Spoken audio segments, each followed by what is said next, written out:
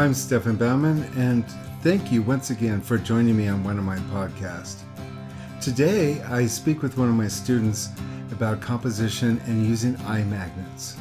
Eye magnets have been around for ever since the Renaissance, and they still haunt us today. What is an eye magnet? Why do we need it?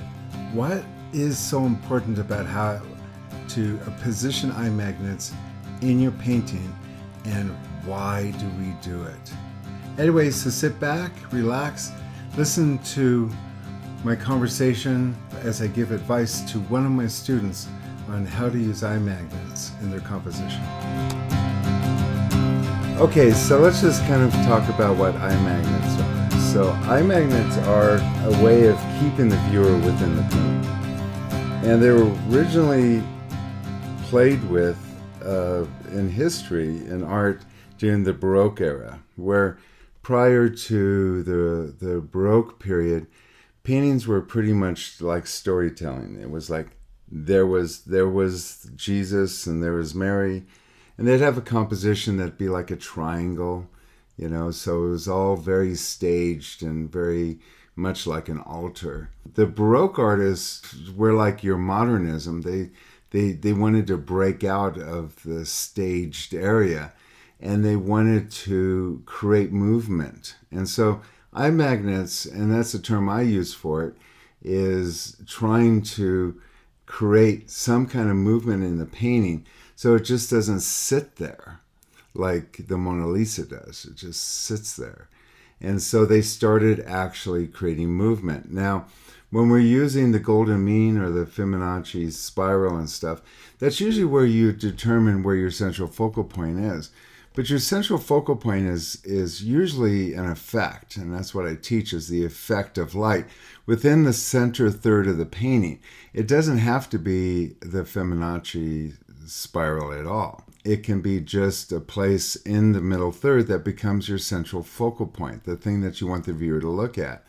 And the way that I would do this at times, even when I would do demonstrations for art groups, I would say, okay, this is where my focal point is. And it could be just a highlight on a vase of flowers.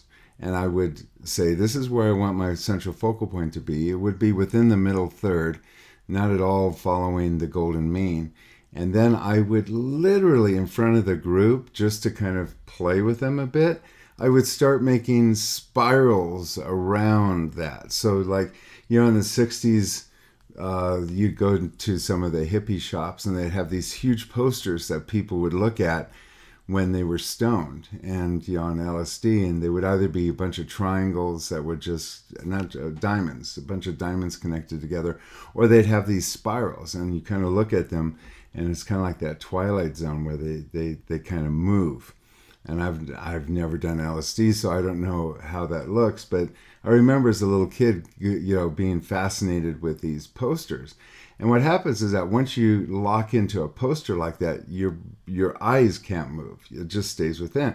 And so I thought about it and I said, well, why can't we do that with painting? So I would find the central focal point in my painting somewhere. And I literally would start doing these spirals out from there like a snail. And I would go counterclockwise. I don't know why counterclockwise feels right.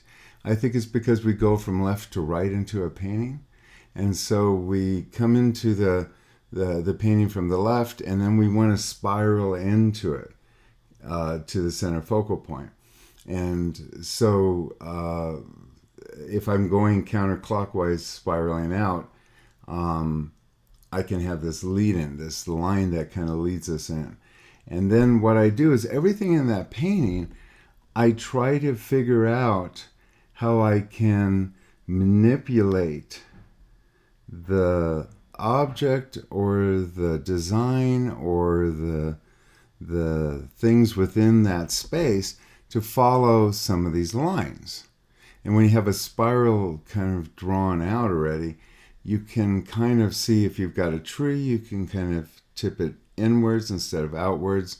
Your sky could kind of follow some of these lines. You could have buildings and structures and In a still life, you can have edges of plates and cups, and you kind of manipulate all this.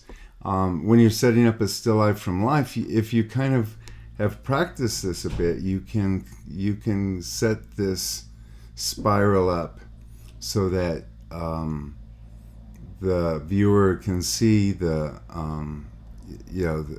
the effect, or like you could see the effect while you're setting up.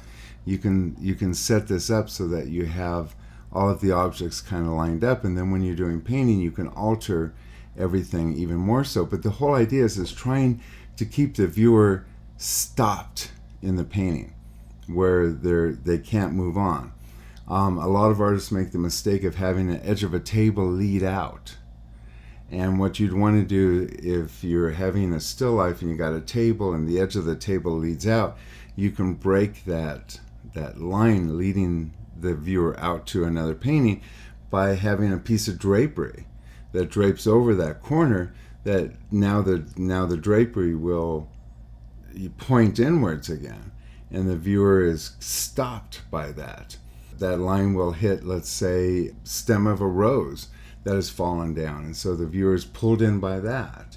And then there might be the edge of a pot that the viewer is pulled to the other side of the painting, and then there's a spoon sticking up that brings the viewer back into the painting, and you start creating this really purposeful spiral in your painting so that the viewer is captivated by it. If you look at a lot of paintings done during the Baroque era, it's really obvious. They'll have figures that are bent so that the hands point down to the opposite side of the painting, and that kind of captivates them. And it eventually turned into the Baroque went into Rococo.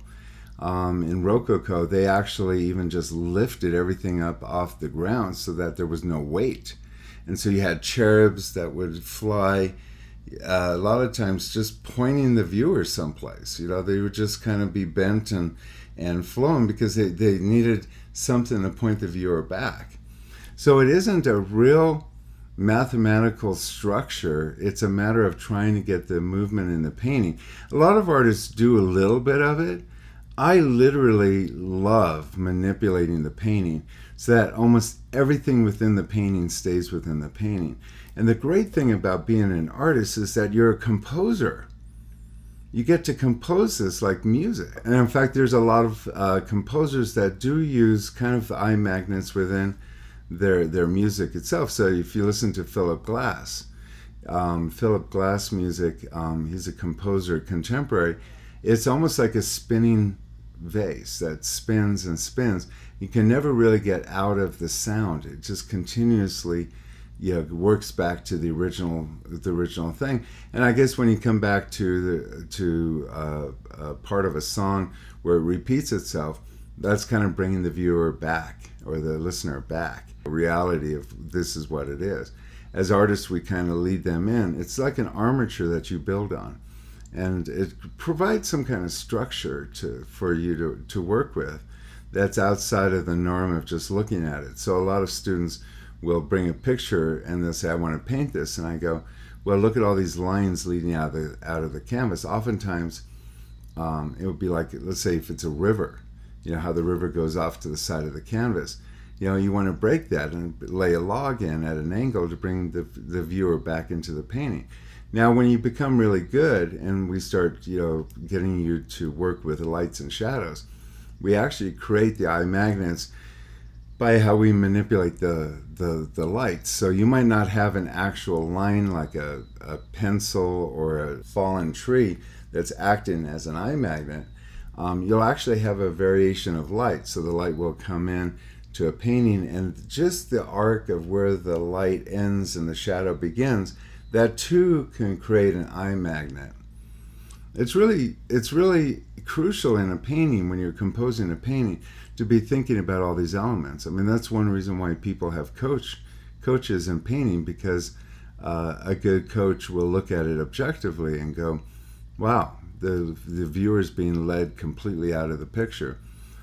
These are the things that have been lost in painting theory since the Impressionists. You can see the Impressionists using these old theories, along with the Fibonacci spiral and the golden mean. But post-impressionism, all this stuff had been just thrown to the wayside. Temperatures and composition rules and things like that. And now it's starting to become, a thing now. So, when I talk about checkering or eye magnets, it's just something that artists have done for hundreds of years that has slowly for the last 100 years been forgotten. And it's one reason why a lot of people come to me for coaching. But if you had, let's say, a newspaper laying down on a table, the bottom of the newspaper, if it's folded, the bottom of the newspaper could be on the left-hand side and kind of point it diagonally to the right-hand side. And that line of the newspaper would lead the viewer out of the picture.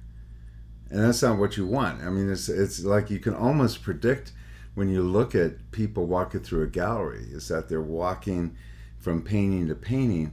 And if all your lines lead to the next painting, then they're gone.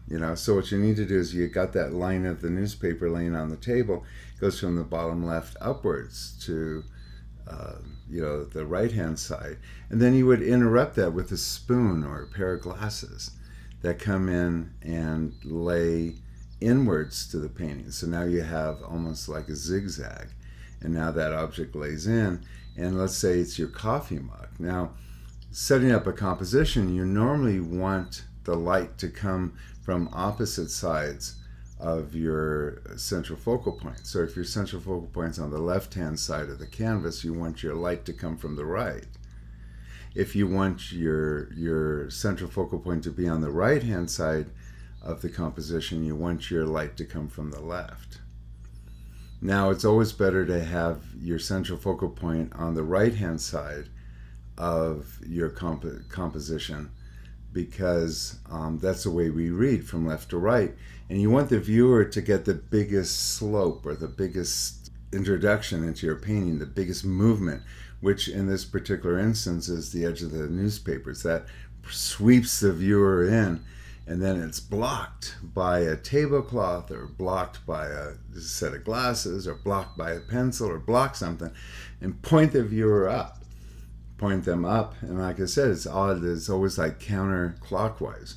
You point the viewer up, and then you bring them down with something. It could be, I don't know, an edge of a grapefruit or something. If you're doing a morning scene or something, but it could be in shadows, and the line comes down and then comes across again, and then kind of tries to come back up counterclockwise to a place where your highlight is. And these spirals are not like really complicated. They might whip around the central focal point 2 or 3 times. You don't want to like create something that's really tight like that, because there's not enough space or things that you could put in something like that. We're talking about maybe a counterclockwise movement that goes from left to right, back to left, down, back to right again, and then maybe to the central focal point. So it's like 2.5 turns, maybe 1.5 turns, so that you keep that viewer right in the center focal point area. And if you do it right, they don't know that you do that. They don't know. And oftentimes when I teach this in my classroom, I'll take up a painting of an old master, let's say a Caravaggio, and there you have, I could point out the lines when we're actually looking at the painting. And then, there's also the eye magnets that go back. And so like Caravaggio, when he would set up, let's say, the descent of Jesus off the cross actually is pointed back into the painting. So the eye magnets don't always necessarily go around, they actually go back.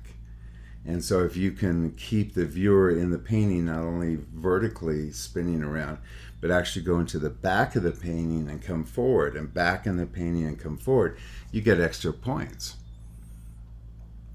This is more complicated to think about, but I've had students where they would do an edge of a kitchen counter that's in the center of the kitchen, and the background is on the opposite side. There might be a window back there, And so the still life is set up in front, and the eye magnets actually not only go around where the still life is, but they'll go around the kitchen and go to the back of the kitchen using the counters and the roof line of the kitchen to the back and to the light in the background, and then eye magnets that bring you back forward, and there'll be another set of eye magnets within the painting that goes from forward to back and spiral that way too. So you get extra credit if you can do it vertically and horizontally back. So it can get really complicated, but most artists, most people you listen to on YouTube, watching videos, most people that you take classes from don't even mention anything about eye magnets and movements. And yet everything that I do in my paintings, I have that concept, and I get very, very complicated with it. A lot of people, they're kind of hesitant when I tell them that I teach art over the phone, and they go, well, how can you do that? And it's because it is very visual mentally. When I'm talking to students, and it's amazing that my phone coaching students do twice as well as my students in the studio. There's so many distractions. There's so many times when I explain something, they're kind of out looking at their painting. They're kind of very left brain.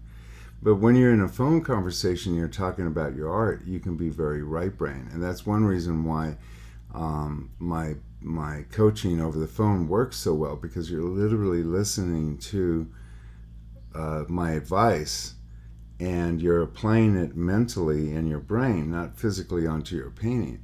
And I think that whole connection between brain hemispheres and eye-hand coordination is huge.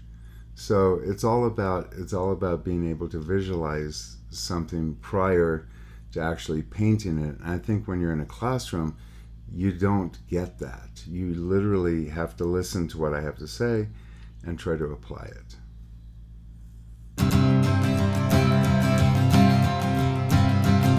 So there you have it.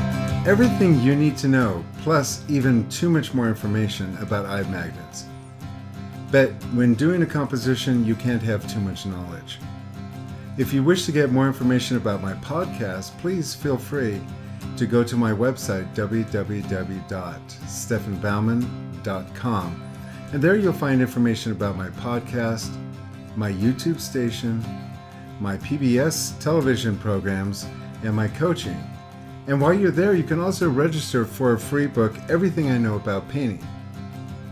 If you'd like to have more in-depth conversations about whether or not coaching is for you, please pick up the phone and just give me a call at 415-606-9074. And don't be surprised if I answer. That's my personal phone number. So anyway, till the next podcast, always remember to do good work and to remember, paint with passion. And have a grand day.